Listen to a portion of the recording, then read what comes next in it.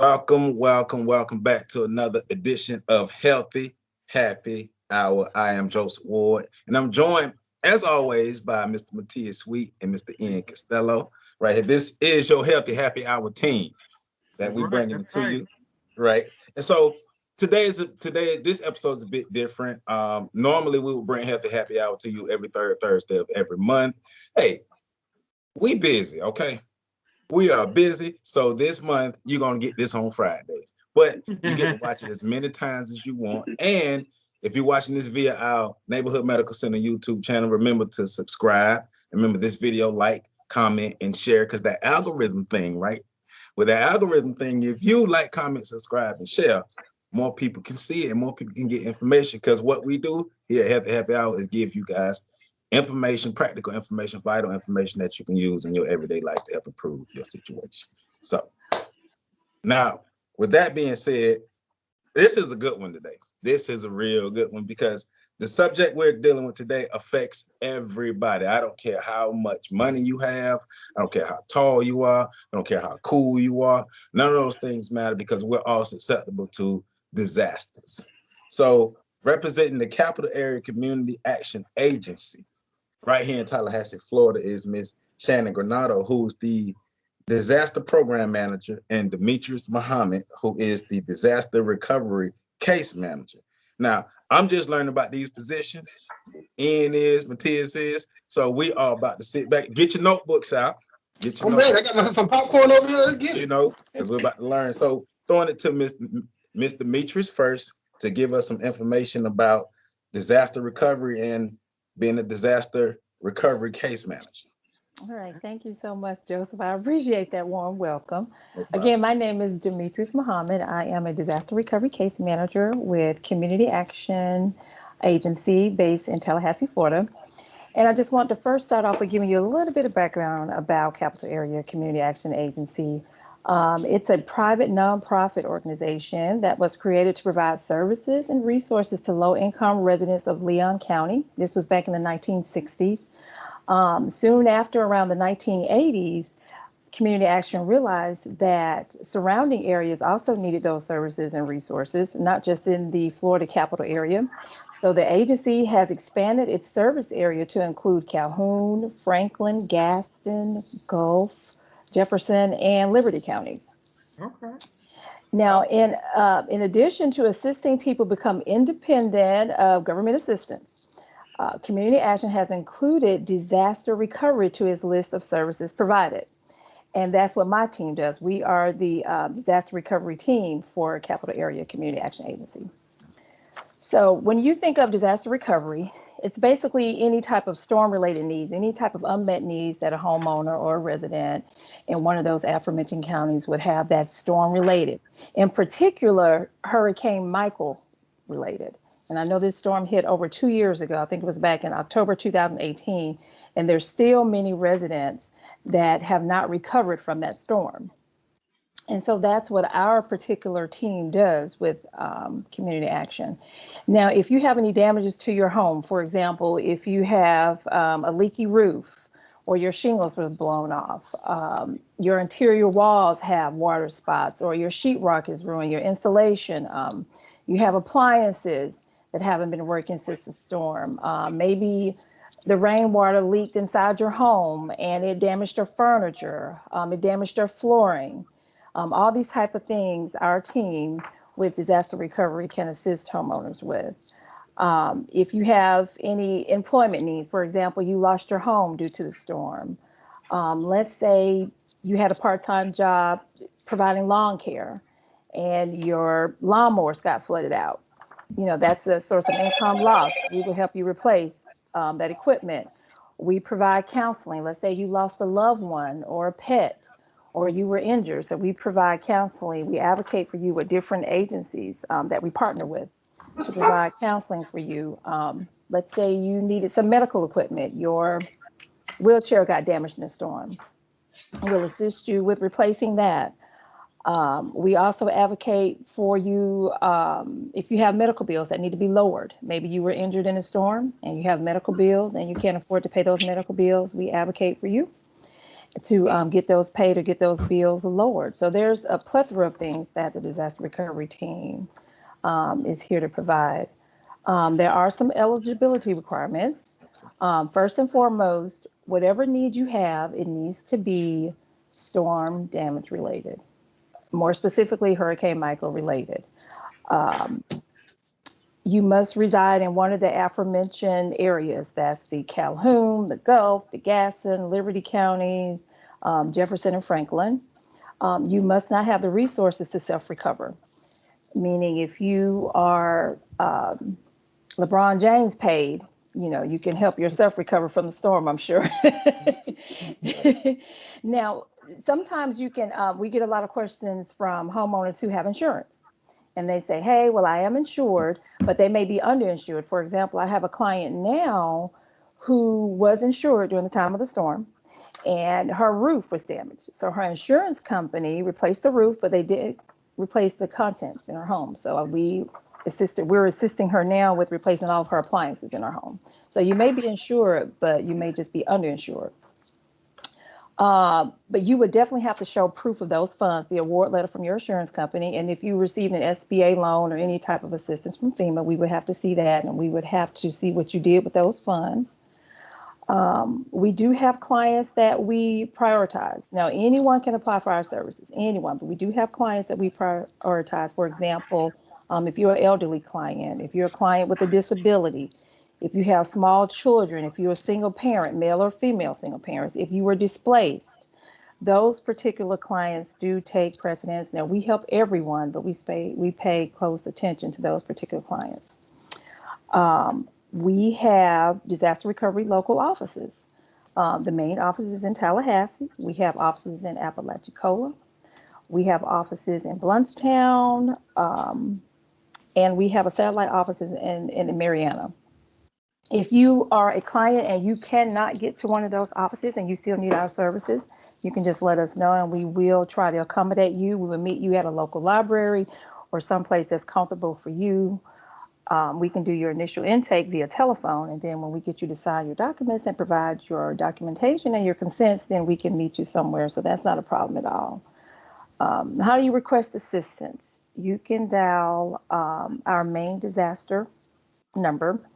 The main number to capital area is 850-222-2043. And if you dial extension 185, you will be directed to the disaster recovery administrator, and she would take your call and do a preliminary assessment with you. Lastly, there are steps to your recovery. First and foremost, you can contact the admin at the number I just gave out. She will complete an initial assessment, and that information will be forwarded to one of our case managers within the local counties that we service. A case manager such as myself will complete an intake with you. We'll develop a recovery plan. We'll send a licensed contractor out to confirm storm damage to your home, and then we'll partner with you to complete your recovery. Okay, thank you. I appreciate you breaking it down like that, because as you were talking, I'm in my mind, I'm like, case management is something that it's very important, but it's something that should be brought across different sectors. Absolutely. Because just thinking about how you were laying out everything, if I go through a disaster, and let's say I meet all those qualifications, but I have no idea I do, and I have no idea where to go next. And so I need somebody to literally either hold my hand or push me to the right direction. And that's where case management comes in. Exactly. You need a partner, you need an advocate. Absolutely. Right. And that's what we do. Because I'm from Panama City, so my mom was affected by Hurricane Michael. So oh wow, I understand the whole process, but also it's the difference that I hear, and I'm in the community and I work with the resources, so I know how to get her assistance and do what I need to do. But a lot of people who were affected by it are elderly and people who don't have other people there to assist them with that. And insurance companies, when they get to those big disasters, they don't want to pay. And you have to have people like myself or an advocate that's sitting there willing to be like, I'm going to call you all day until you tell me what I need to do. And we do. We will bother those insurance Mm-hmm. companies till the very end and fight for every dollar that we can get for our clients. You don't understand that you really got to really, if they say this is, I'm only going to give you $5,000. Nope, I'm still going to fight until I get what I want. My policy states this and this and this and this. How can I? Because they don't understand you pay into those things. Yes. As long as you keep paying and doing what you're supposed to do, you have that access to that money, and you need to figure out everything you can. But it takes a while, and sometimes it takes a fight, and that's what people get frustrated at. They do. And then they want to give up, and they just say, "The heck with it! I'm done with it. I don't want to fight no more." And that's what insurance companies want you to do, so they don't have to pay out. So I'm glad that there are some people here that can help, because there are a lot of elderly patients and people who are out there who don't have those advocates and don't know what to do. They don't know who to call. I just pay insurance just to pay insurance. And so I'm supposed to have it, but it's not going to help me. It never helps because they said no, and they take that no. So I'm glad y'all out there doing that. We're doing, and I worked on the insurance side for 3 years. Oh, So there's pretty much I work for State Farm. I put it out there. So you know. Absolutely. That's why she's now doing disaster recovery, because she knows. I know exactly. But that's. Oh, go ahead. Obviously, I had a question. When most people think of disaster, especially in Florida, we think of hurricanes. Do y'all also cover, like, I want to say, like strong storms that may come through here, or a tornado? Are those considered also disasters that will cover, your service will cover? As of right now, the dollars that we do have are strictly designated for Hurricane Michael. Now, that's not to say if a storm came through that there wouldn't be dollars available for that. But for right now, the money that we have is designated for Hurricane Michael. Okay, and I got one more question. So, just so people understand, like, Hurricane Michael was a national disaster because it became a Category 5 hurricane. Just because a storm or something comes through here doesn't mean it's a national disaster, correct? Or disaster relief. It was just a storm. So I just want people out there to understand that it's a big difference when they say it's a national disaster. It has to reach a certain peak or a certain thing or a certain monetary statement that it's affected so many people, or what is classified as a disaster for you guys for your program?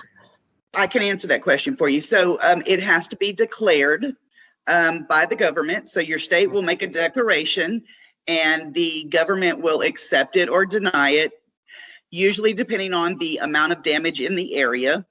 The threshold usually is a minimum of 800 homes damaged within a county. So each county has to declare their own county. Now, the state can make a full declaration, but each county has to make their own as well and meet their threshold. So as you'll notice, there's bits and pieces on a map with something that's declared. That's because maybe that particular county did not meet the threshold or they didn't apply. Right. And then, another question. Yes. With the whole, so Hurricane Michael happened in 2008. How long are these funds available? Because do they just say, okay, after 3 years we're done, and say if my house wasn't completed or I'm still on the waiting list, and how long does this happen? Like Hurricane Michael happened in 2018. I know I just actually finished my mother's whole gut remodel of her house this year. I just finished it, like literally. Yeah. So how long does that funds happen and stuff like that? Or how long is this available for people who have affected Hurricane Michael? Because hurricane season, believe it or not, is fastly approaching again. Yes. So these particular funds that we have right now are good until September of 2022. Now, with that being said, if we get to that point or we get near to that point and we can validate that we still have plenty of people that need this assistance, we can request extensions or a phase 3. Okay. All right. So, and I know a lot of questions we asking, though, more questions we will have will be into your PowerPoint. So let's go ahead and get your PowerPoint up so we could ask those questions. And again, I've been interrupting, but I'm Shanon Granado. I'm the program manager for Capital Area for the disaster program. All right. So what I want to talk about is a little preparedness to a disaster. So you know what happens once it hits, but let's see if we can prepare ourselves a little bit better before it hits to be ready for this. So you telling us, Miss Shannon, that we should be prepared for a national disaster? Absolutely. We've got so many great things to do. Where do they do that at? Because a lot of people don't prepare. Where do they do that at? Yes. So if you want to go ahead, move forward, I'm ready. All right, can you see it? I sure can. Can everybody else see it? Yep. Yes, ma'am. We got that faucet running. Turn that water off. Okay. Keep going. Keep going. I'm ready. Okay. Let me know which slide you want to go through. Number 2. We're ready. Move forward. I think you got to go back. I think I'll go back. I'm sorry. Okay. Right there. 5. This is why I gave it to you. All right. Go ahead. I don't see slide 2, but Is that slide 2? I don't see it. All I see is disaster preparedness. There we go. So the 5 objectives: know your risk, create a disaster plan, build a preparedness kit, understand and know the communication system, and identify self-care options in the event of an emergency or a disaster. All right. Go on, move forward. So has everyone thought about how to prepare for an emergency? No. No, and yes. So Move to slide 3. Let's work on that. So like what do you consider to be emergency, like, because it's affected everybody differently depending on what ailments you have and what things you need. And I'll work through those. So first thing is, on slide 2, do you have the ability to look after your family for 72 hours? Do you have the ability to cope without power or tap water? Contacting your family and receiving information, do you have those abilities? These are things we need to take into consideration. And a fast fact, although the majority of Americans believe that having an emergency plan and emergency kit are important, only a small majority have actually created one. See, I'm from Palm Beach, so I'm from down south, so I'm used to hurricanes always coming through. So we always had like a little box in the corner with, you know, your canned goods, some snacks and stuff. You know, that box usually get hit after hurricane season. You know, if it's right there, we gonna go to it. But we always kind of had some set aside just in case. So I'm kind of used there's to so it. much more to be prepared than just the water and the food and maybe an emergency kit. Yeah. We need to know the risk, make a plan, and have a kit prepared. Right.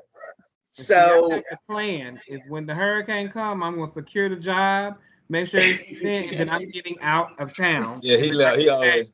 When the power come back on. And so if you want to move to slide 6, I think it's 6. Yeah. Common misconceptions. Yep. Okay. Everything will be back to normal in a few weeks. I won't even have to deal with an emergency while I'm alive. There are a lot of emergencies just can't be prepared for. Preparing takes too much time. That's bad. That's a bad mindset. That's a bad attitude because there are many things. You need to learn the risk in your regions, which are different. The consequences of emergencies can be similar, but knowing the risk in your region can help you prepare better. This is about my, I want to say 15th storm that I have worked. I worked all over the United States. I've worked wildfires, tornadoes, floods, fertilizer bomb, many different storms. Right. But your region makes a difference. What happens in Texas is not what's going to happen here in Florida. Things are going to be different. Right. True. So you need to be prepared for that. If you want to slide to the next one. Here, some of the things in Florida, the hazards, we have heat. We have flooding. We have hurricanes, thunderstorms, tornadoes. There are wildfires here. Some northern parts of Florida do have winter weather, pandemic, hazardous materials, terrorism. These are all things that could happen in Florida, which have happened. Right, right. So we need to know that. Does everybody know what different things are? You can go to the next slide. Do you know what a flood gauge is and what it looks like and what it means? No. I've seen them. I can't tell you what it means, but I have seen them. Okay, each number means that's a foot. One back, I think 9. Each one is a foot. So if you're at 5 foot of water and you're only 4'6", you've got some problems. Got it. Oh, So waterway, water really get that high? right. You know, I know Louisiana, low areas, but like Florida? Texas had 50 foot of water during Harvey. Okay. But- I'm not thirsty. I'm good. But I'm guessing that goes off the water settlement in the particular area that would be flooded. So, Yes, it does. So number 10, flooding. Let's talk a little bit about flooding, knowing the terms. Flood advisory. That's advising you to beware. A flood warning means warning to you for you to pay attention to your area. A flood watch means watch for flash flooding. And a flash flood warning, residents should avoid traveling, stay away from low-lying areas until the situation is remedied. So each term means something. We hear them all throwing them out on the Weather Channel, and you're in a flash flood watch, you're in a flash flood warning. You see the red boxes and the blue boxes and all that. Everyone needs to learn what each box means, what it actually means when they're talking about them. So what's the difference between a regular flood and a flash flood? A regular flood means the water's rising up at a slow level and you can actually see it coming up. A flash flood, it just gushes on you. I'll be honest, in 2016, I was in Texas. My daughter and I were driving in a Jeep. And I was heading to the doctor just in a normal neighborhood in Kingwood. And all of a sudden, a storm came through. Wow. We couldn't make it 1 block before a flash flood took my vehicle and we were trapped. Wow. No intentions, just heading to the doctor. I ended up totaling out the vehicle because the water became so high that we were literally stuck there for about 8 hours waiting for the water to recede. So a flash flood comes on immediately. Now, I'm a disaster person. It's my job to know these things. And I still got myself caught in a flash flood. But that shows we're human too, because we don't always react. We know what to do sometimes. Yes. But I mean, we still human too. Yeah, I could not get out of it. I literally just pulled up on the highest point of the neighborhood's road that I could find, and that's where we stayed. Yeah, nature happens. So yes, it does. And it's a natural disaster. You know, it wasn't declared, it wasn't nothing, but it was still a disaster in my world. Right. So if you want to click to the next, these are actually tornadoes. The average number of tornadoes in Florida per year. So you'll see, I'm sorry about that. In January, average, there's about 3, February 4, in March, which is the month we're in, is 6. This is a very high month for tornadoes. I believe on the Weather Channel, I heard this morning there was 16 in Georgia or somewhere just this morning. So, you know, you can see the number of tornadoes between March and basically spring and fall. Those are your big tornado months. Right. But people usually don't think about tornadoes here in Florida, or they think water spouts. Those water spouts get on the land too. Yeah. So, you know, we need to be cautious of those things. So do the number of tornadoes kind of coincide with hurricane season looks like? No, actually. Tornadoes run from March to June, and then they start again in August to about October. Hurricane season starts on June 1st and runs to the end of November. But if you look at June all the way to the end of November, that's your highest month, pretty much. Yeah, that's fall. That's when all the cold air and the warm air are meeting together.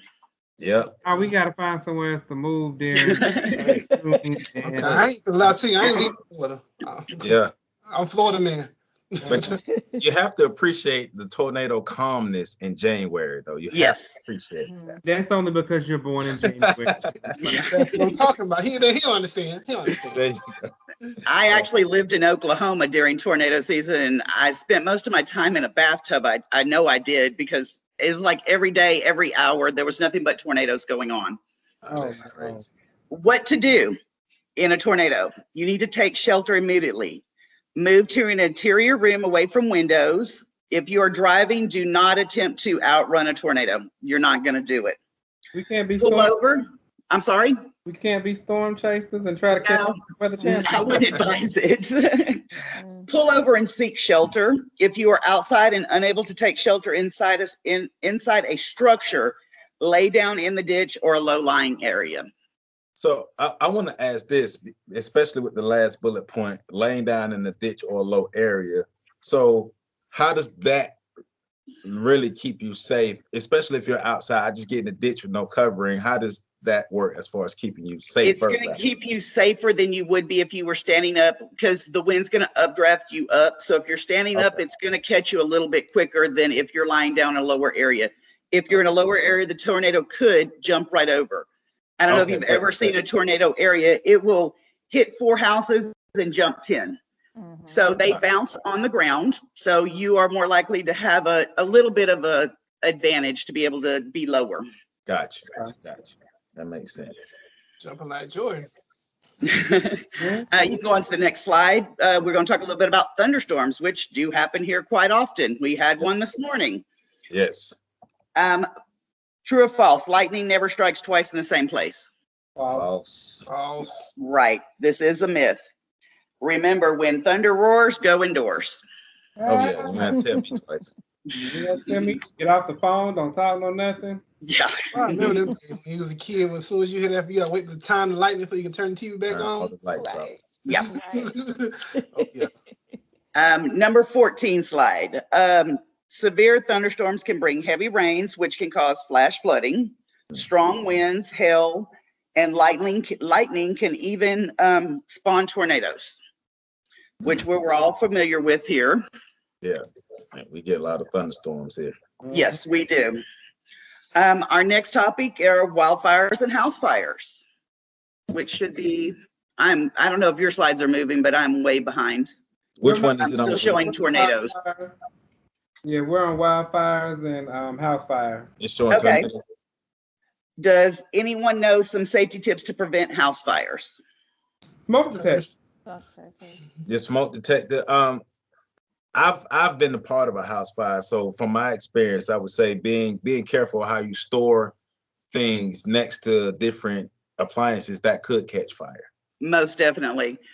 We recommend that you change your smoke detectors when the time changes. So when we just had spring or spring fall or spring forward hour, that's when everybody should be changing either their smoke detectors or the batteries in them and making sure they're working properly. And then in the fall, when we fall back an hour, do the same on daylight savings day. I also have people that don't understand that noise. That noise irks me. Yeah, that. I was just about to ask. People just be chilling like it's nothing. That noise. Yeah. Now, having a small fire extinguisher never hurts, especially in your kitchen areas and other places. You just never know. But could you kind of speak to the importance of, like Ian was alluding to, not allowing the batteries in your smoke detector to just go out and just that constant beep? Because it's a lot of people that beep just going and they don't understand this is your smoke detector letting you know to change that there's something wrong. Yes, usually if your battery's low, it'll go off. Now, sometimes if you're just cooking, it will go off. If you fan it with a towel or open a window here, it will usually subside it. But if it continues to do that or continues to beep all night long, that's something you might want to check into, that it could be not working properly. Maybe it needs to be replaced, or you may need to change the batteries to a newer battery. It may be going dead. Right. Can you just, because some people, I've been to somebody's house and the smoke detector, you see it, but there's no battery in it. Yeah, not a safe thing. You got to make sure you replace the battery. If you take it out. Yes, you actually have to put it in. And a lot of fire departments, if you call them, they will not only, especially for the elderly and disabled, they will come out and install for you. Wow. And make sure and check your batteries. Okay. Never knew that. Yeah. That's fire prevention, and they really want to help. Right. Many fires in our region have been sparked by vehicles idling on tall, dry grass or cigarettes. Smokers think, just throw it out the window, it'll go out. Wildfire starts. Just pulling over on the side of the road. You've been driving for a while and you pull over, the grass is dry. I mean, I don't know if you've driven through Tyndall, but I'm like, my goodness, this thing is like a tinder ready to blow. And they're out there all the time burning little fires. Scares me to death over there. Never thought about that. Yeah. Okay. So we're going to move on. Any questions about wildfires or house fires? Anything else I can answer on those? Nope. Okay, so we're to some winter weather. Yay. Which is not a biggest deal here, but I mean, you just hop up a couple of states, which is not that far, it can get really bad. What are the 4 P's in cold weather? We got our people, our pets, our pipes, and our plants. I don't know how close y'all watch the weather, but over in Texas, they had a severe northerner drop in that was just devastating. I'm from Texas and I have family over there. This doesn't happen in Texas. Right. Not in the southern parts anyway. Right.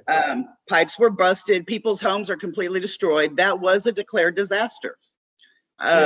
Unfortunately, we had a lot of people that perished in that winter storm, unfortunately. Yes. People were arrested for leaving their pets out in the cold. It is against the law in Texas. I'm not sure the law here in Florida, but in Texas, it is against the law to leave your pet out in the cold weather.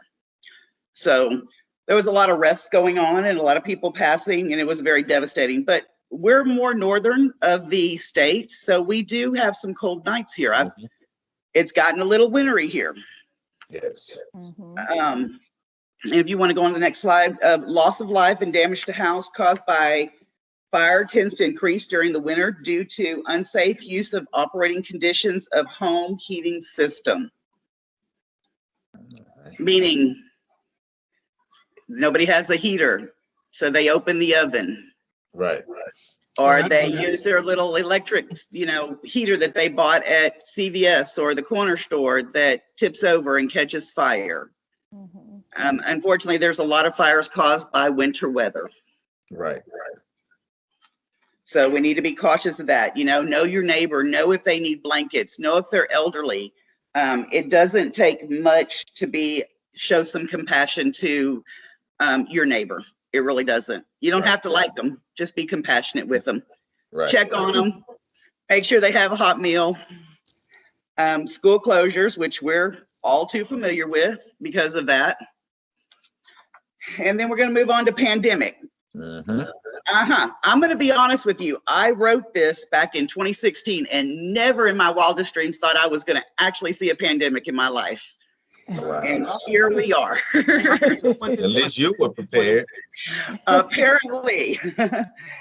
How do you protect yourself? Maintain proper hygiene by washing hands frequently and use alcohol-based hand sanitizers to kill viruses on your hands.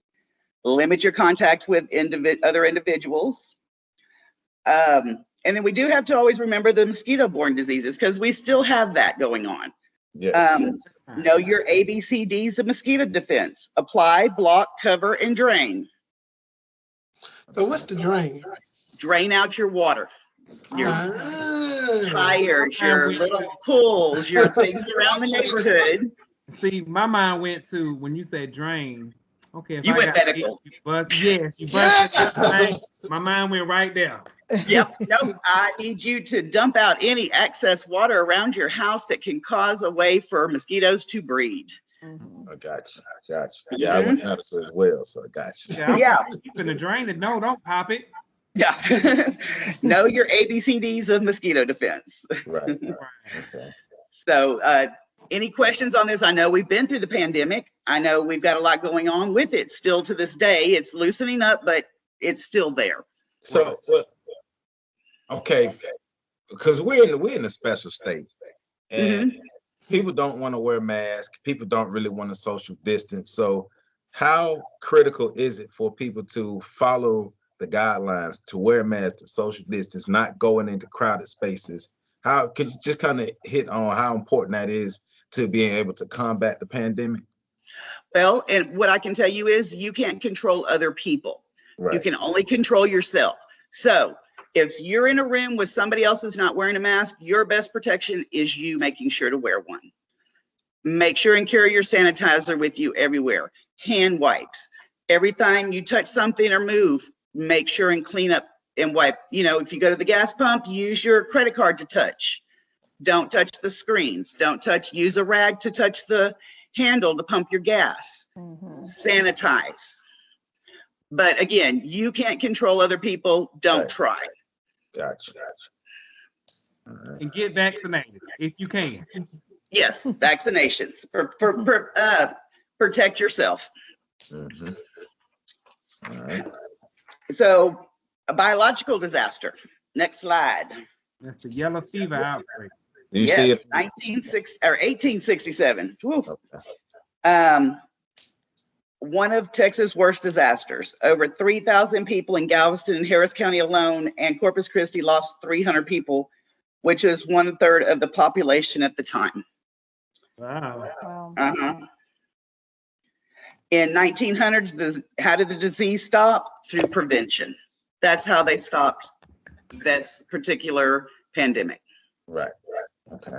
Prevention. So we just have to be very cautious and, you know, follow our PPEs and the guidance that we've been given. All right. All right. I'm trying to run through them because I know we're getting a little bit off time. Hazardous materials. If you witness a hazard material incident, such as an explosion, spill, or tanker crash, dial 911 immediately. Poison control, you want to get a hold of your local poison control center. And if ordered, shelter in place or evacuate and return home only if told by authorities. Before I came to Florida, it was Thanksgiving morning, and we were in Texas, and over in East Texas, a little town called Port Arthur, they had an explosion. On Thanksgiving. We were all trapped in our houses for a week straight. Wow. I mean, what year was this? Quick. I'm sorry? What year was this? This was, I came here, Dee, help me out. How long have I been here? A year and a half? A year. So a little over a year. Wow. Okay. Now that happens a lot in Texas. We have a lot of oil refineries. You're used to explosions regularly there, unfortunately. But that, again, it's a regional thing. That's something that Texans have to worry about on a regular basis and watch their surroundings. Here, we don't have that. So it's something regional. Gotcha. Next slide is terrorisms. If you see something, say something. There's report any suspicious activities. If you feel it is an emergency, call 911.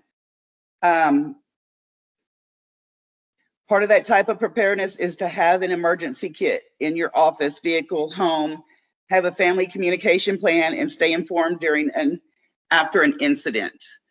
I don't know if anybody here has ever watched the video, but there is a wonderful YouTube video on shootings in the office space.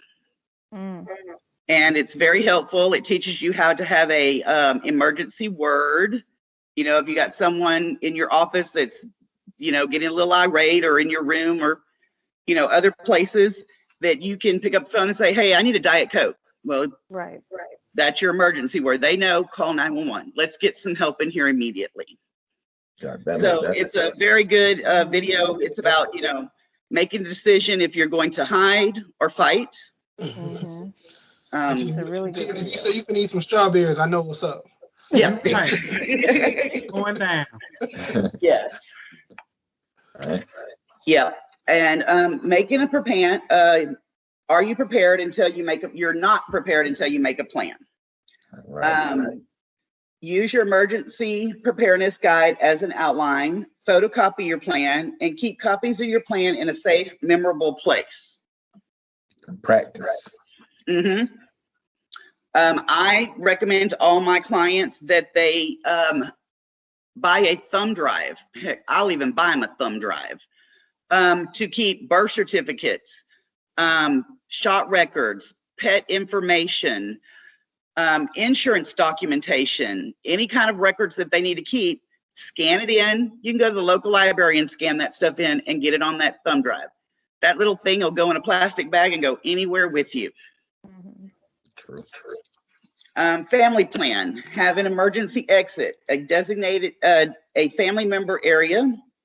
Have an escape route from neighborhoods.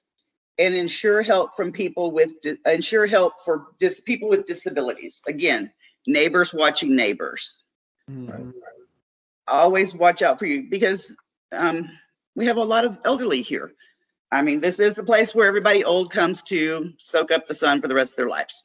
Right. That's what it's known for. But I mean, you know, keep an eye on them. They're still people, and they've got a lot of experience. They probably know a lot more than you do. Probably tell you some secrets that I would never even be able to tell you. School emergency plan, schools emergency policies, update contact information, designated contact person, and make sure your children know how to get in touch with them. So make sure your children have emergency stuff. I am fortunate enough to have an adult disabled daughter, and she carries her cell phone with her, and I make sure she has all her important papers in that little phone that folds over and has a little pocket in it, so that she knows who to call and how to call and who to reach if something was to happen.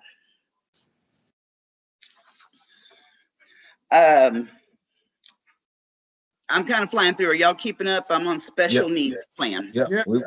All right. Just slow me down, ask me questions, or stop me. I know it's getting close to 7, so I was trying to move through for you.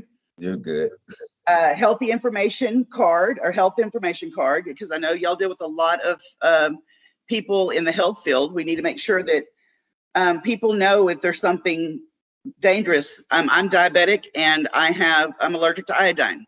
I need people to know that when I'm in trouble. Right. A grab and go bag with medications, prescriptions, and medical documents. Again, that thumb drive, keep your medical documents on. I'm fortunate. I know most people don't use the app or know how yet, or elderly don't, but my Walgreens has all my medicines on it. I can pull it up at any time and know exactly what medications I take, what dose, everything. Ensure walkers, oxygen tanks, and other emergency supplies. And personal support network. You always want to have that. Someone that you can reach out to and knows your situation.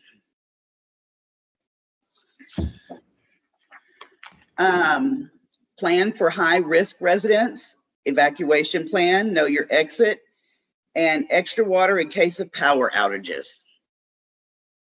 Say you're elderly and you're in a high-rise building and you lose power. Well, you can't get down that elevator anymore. Right. You're not going to make down those stairs. Know your plans. Prepare for your plans. So you're early in the high rise. I hope somebody can come take care of you. Well, you know.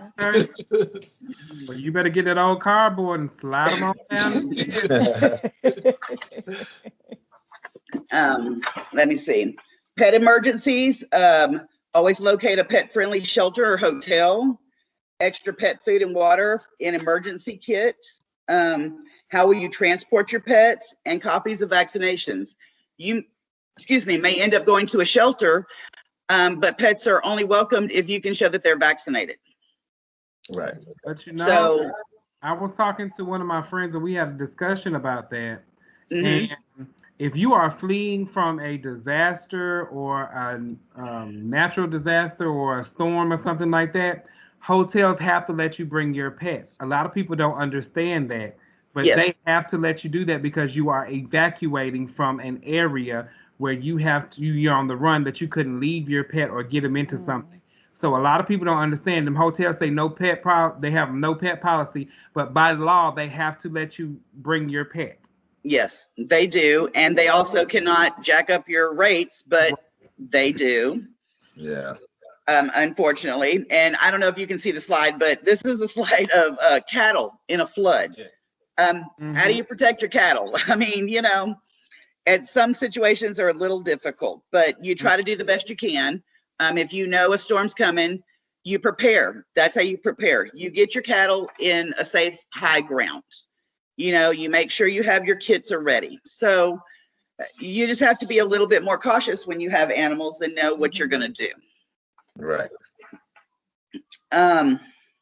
Other helpful hints: choose an out-of-town contact person, make arrangements through friends or culture centers, practice your plan, review your plan once a year.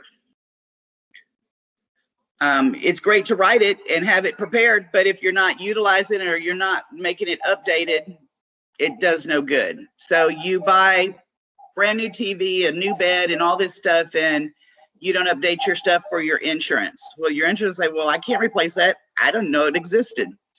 If you've ever had to file with insurance, you literally have to write everything down, when you bought it, serial numbers if you have them. It is a mess. Yeah.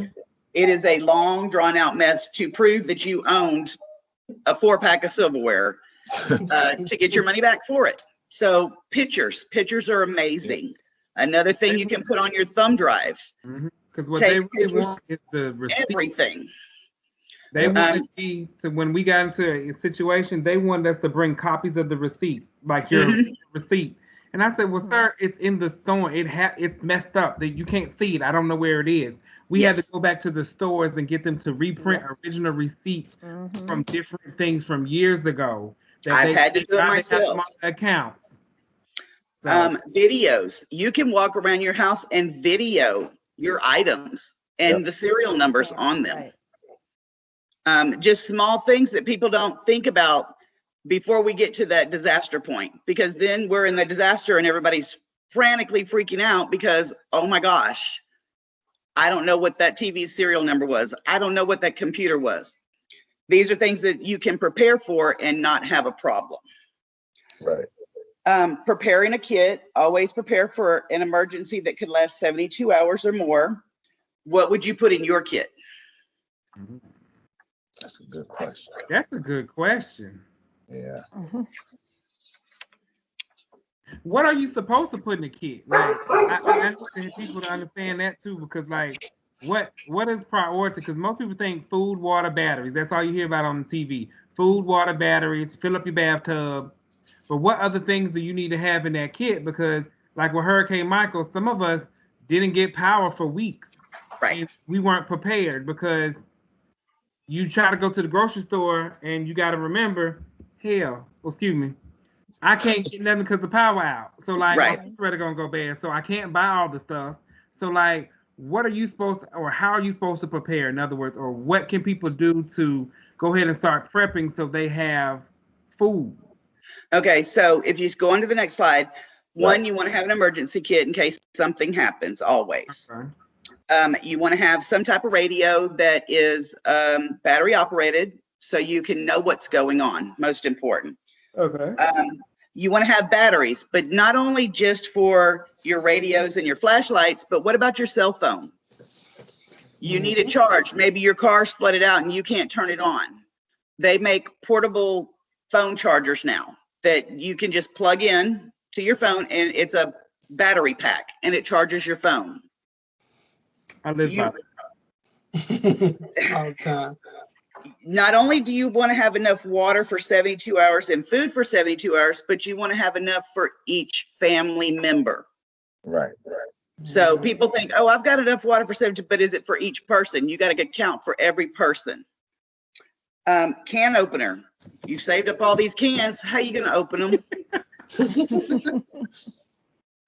Really, think about it. Mini kits, one thing. Toilet paper. Maybe a little sewing kit. Might come in handy, not only sewing clothes, but you might have sew up somebody's leg or finger. You never know. Right. But those are some of the things that I would always recommend. Is there any other ideas that y'all can think of that we could recommend?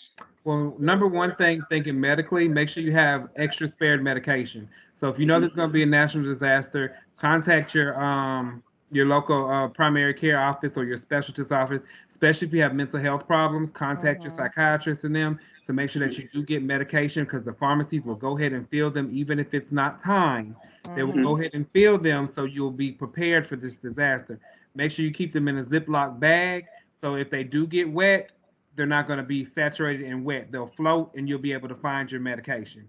And it's not everybody's able to do it, but I like to recommend cash. Credit cards don't work real well in no power. Right. Yeah. I know not everybody has, extra cash on hand that they can just keep in a bag. But if you're able to put a few dollars here or there throughout the year in your little emergency kit, it may come in handy at the time that you need it. Right. There's also some places that you can go. Walmart and Amazon, Target, all sell emergency kits that are, kind of prepared. There's also a place called CERT, C-E-R-T, Citizens Emergency Response Team, and they have a whole website. These are citizens, just regular everyday people that have taken classes on emergencies and are trained to deal with them.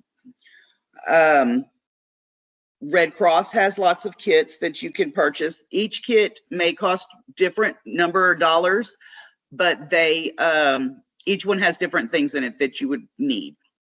So it's something to consider to purchase one.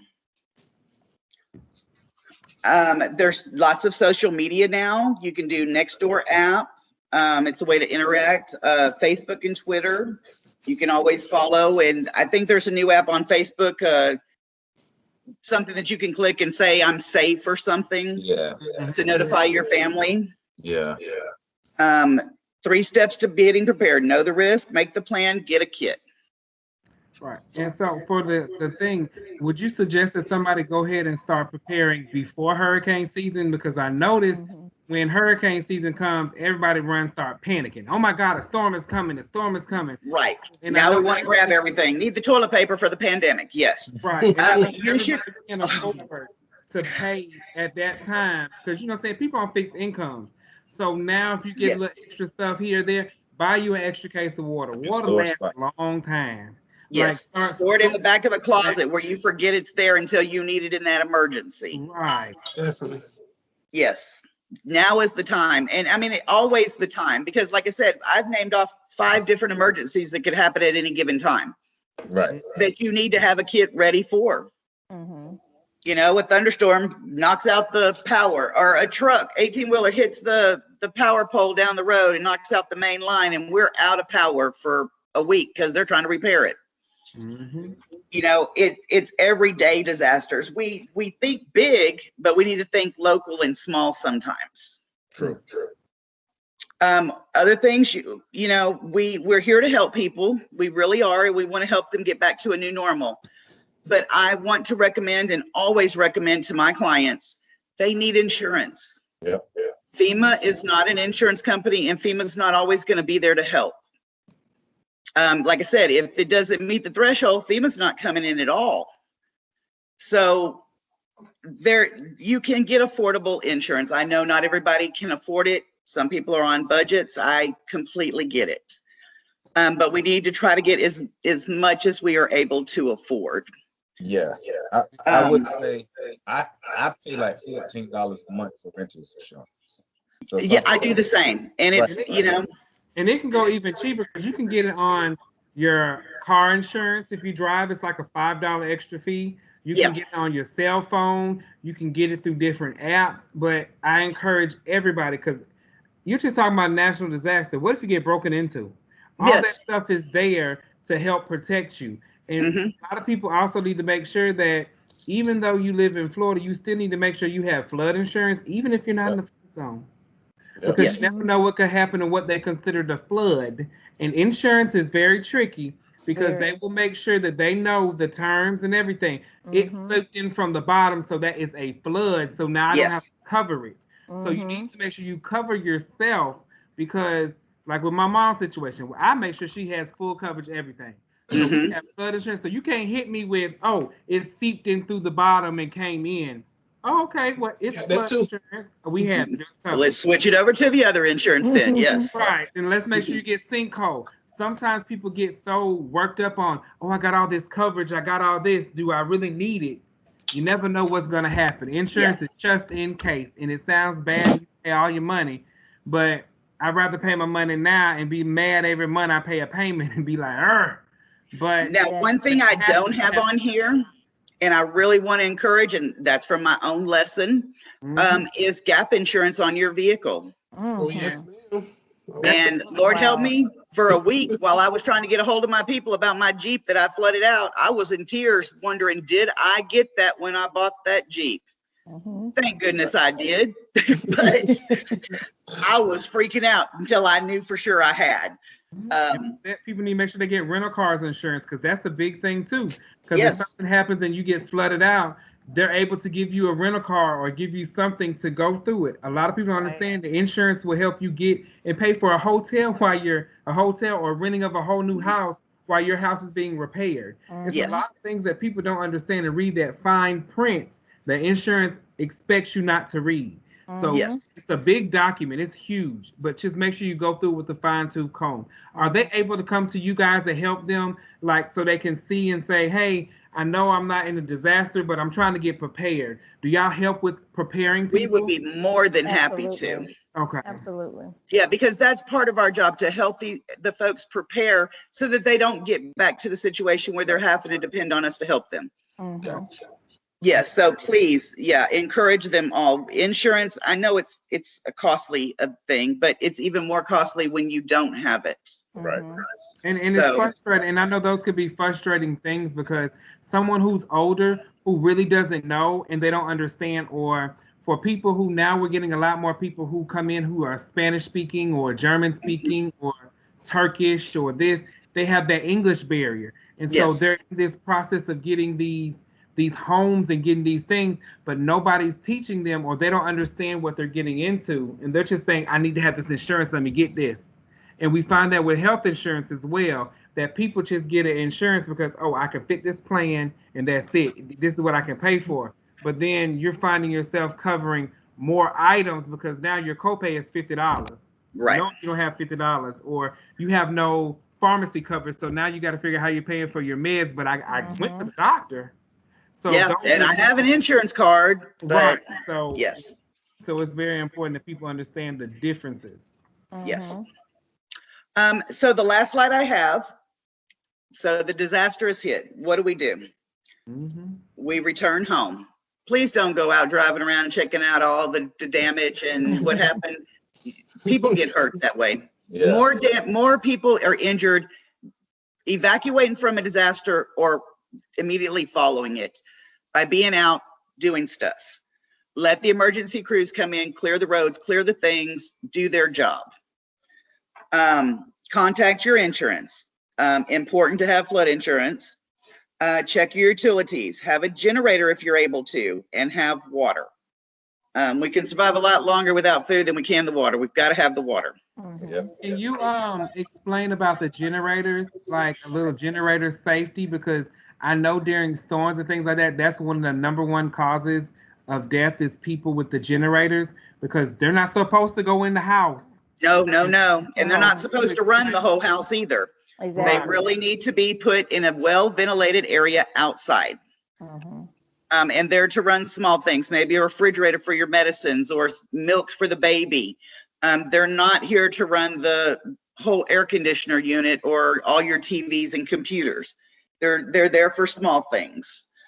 Charging your phones. I have a question. So if I have a generator and it's flooded outside, what do I need to do, or how can I still use my generator? Why? Because, you know, when you saw Texas, they were under all that water. How do those people still be able to use that if the ground is wet, or is it a lot of water? How are people still able to utilize those things to help them prepare?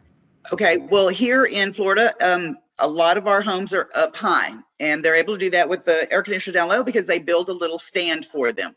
Same thing. Put them on a stand. Have a stand ready.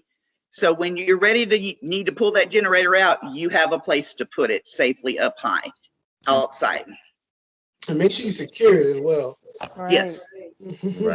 Right. I think. Yeah, you get a tornado, that generator ain't gonna matter how heavy it is. It's not even about a tornado. It's about the aftermath. Because when you go in and sleep, somebody gonna steal that because they ain't got that thing. That too, you might need to screw that down a little bit. This is true. All right. Well, So that's what I have on preparedness. Can I answer any questions? Is there anything I didn't cover that you'd like me to talk about? I think you answered all the questions we had. Yeah. Because my thing is that we glad that we know, because like literally when we were meeting with one of your colleagues is how we found out about you guys. And that is like a big thing, because me and Joe and Ian are always in the community, and we see the disasters. We see the people who are uninsured and don't have the food or don't have the resources. And we're sitting here like, okay, what can we do? Who can we call? Do we know somebody? Let's figure something out. Let's try to figure out how we can get them what they need. Because a lot of people in today's society, which is sad, are living in abandoned houses or homes that should be foreclosed on, not foreclosed, condemned. But that's what we come to find out, and we're just trying to figure out what can we do to help them. And now we have a resource that we can at least say, hey, help, turn them in the right direction. And, you know, even if you're not sure, please pick up the phone and say, hey, this is the situation. Because even though our mind is disaster work related, that doesn't mean in our experience, we haven't come across other things that we might be able to, you know, tap into or find another resource for you. Exactly. Yeah. So please, if you have a question or you're just not sure where to go with something, give us a call. Let's brainstorm. Let's work together, because we're here to help the whole community, not just one person individually. So, I mean, we've even helped people relocate out of state. Yes. So you don't just have to live in Florida. You can say, hey, I want to go to my aunt's house in Alabama, or well, let's get you on a bus or something and get you there safely. And get you there. Okay. All right. So y'all have given all this great information. How does a person, once again, get in contact with you to be able to access the information and take advantage of it? D? Okay, well, let me give you Community Action's main phone number. It is 850-222-2043. Okay. 850-222-2043. And if they dial extension 185, that extension leads directly to the Disaster Recovery Administrator. Okay. And so do you have like a website? Do you have a Facebook page? Something that, you know, saying if they don't want to call or don't have the resources to call for long periods of time, can they email you guys, or is there a website? I can definitely give them my email address since I'm the case manager. Capital Area Community Action has their own website. They have yet to put the disaster program on there. They're working on it. So when you go to Community Action's website, you won't see anything with disaster related, but they are working on it. They have assured us that they're going to have that information on the website soon. But I can provide my email address as well. But definitely call me or email me, because I'm going to talk to them anyway. If you have any questions or need any assistance. So that'll be the fastest way, really, to get in touch with us. And if y'all can't reach them, you know how to contact me, Joe, and Ian. We'll point you in the right Call direction. down and say, hey, I got somebody need to talk to you. Right. Yes, please. Y'all can't reach them, and all that spells you don't remember. You know our numbers. You call us. You email, Facebook us. We here live. They gonna find us if you need us. They gonna find us. Yes. We'll find what you need. Okay. Well, we were very glad to be able to assist today and giving us the opportunity to present to y'all. We really appreciate it, and to be able to get the information out to the public. Oh, we appreciate you all. Yeah, cause that was great. That y'all definitely gave great information, useful information, things that we literally can use today. So hey, this is how we do it on Healthy Happy Hour. Remember, regularly every third Thursday of every month, unless something happens, and then you still will get the information. But remember, if you're viewing this on YouTube, remember to subscribe to our Neighborhood Medical Center YouTube channel so you can get more videos of Healthy Happy Hour, and especially our podcast, Mind Your Body and Soul, the healthy podcast that comes out every Wednesday of every week. So check that out. What's that website, Joe? Hold on. What's that website? www.nmcpodcast.com, and make sure you check out our parent website, www.neighborhoodmedicalcenter.org. So for all your health needs and podcast needs, we got you. So thank you, Miss Shanon Granado and Miss Dametrice Muhammad, for coming through and blessing us with this information. Greatly appreciate you. So with that being said, I am Joseph Ward. He's Matthias Sweet, and he's Ian Costello. And we're out, and we'll see you guys next time.